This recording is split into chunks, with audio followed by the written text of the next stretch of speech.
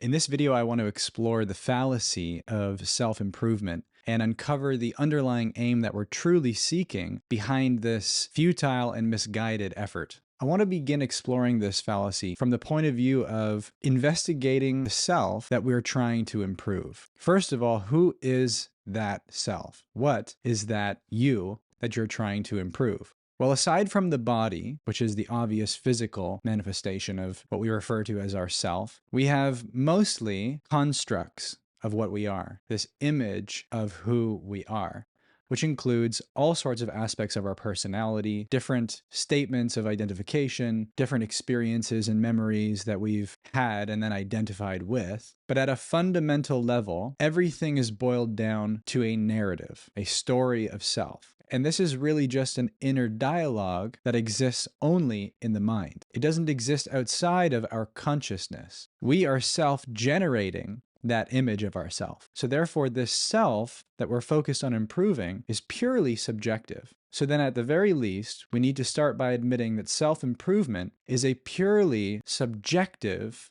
aim. But what causes this idea that we think we need to improve ourselves? Invariably, it's always rooted in some memory or moment in our history where someone or something convinced us that we were not good enough, that we were not worthy or adequate. And then we bought into that. And from that moment on, we've been carrying that belief and then reinforcing it through the evidence of our experience that it's actually true. So here we get to a really important point, because we can see that this whole drive and impulse to improve is actually born out of a self-narrative that we've adopted from somebody else or something else that has said we're not enough. And then we took that on as a reality. We believed that it was true. And therefore, from that perspective, we also have no choice but to improve ourselves and resolve this conundrum. And this is exactly where we run into the fallacy, because the underlying belief that something is missing, that we are not enough, that we're unworthy or inadequate, is fundamentally flawed to begin with. It is untrue. So no matter how much improvement we make, no matter how much we develop ourselves,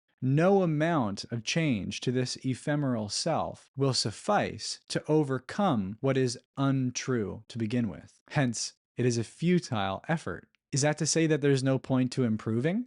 No, it's simply putting it in context. Because most of our self-improvement effort is unconsciously coming out of a sense of lack within ourself. It's an overcompensation for what we believe is missing and therefore we need to fix, which is why self-improvement, like Tyler Durden says in Fight Club, is simply masturbation.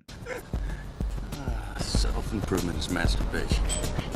And self-realization is true mastery. And what is self-realization other than self-knowledge and self-acceptance? Improvement is not needed for self-realization. From a whole and self-realized state of being, first of all, there is nothing seen that needs to be changed. And yet, everything can change and all is well, which is where the skill development and the learning behind self-improvement can become truly powerful. Because then we're able to extend our true self into the world using these tools and permission slips to create. And there's one more thing that Tyler Durden said in Fight Club. Now, self-destruction. I believe that he was implying that self-destruction is the undoing of this whole construct, which is that limited sense of self, which we're trying to overcompensate for. So in the destruction of that identity or that ego construct is the true self, with all of its infinite possibility, which it can create and become, but not as an improvement of what it fundamentally is.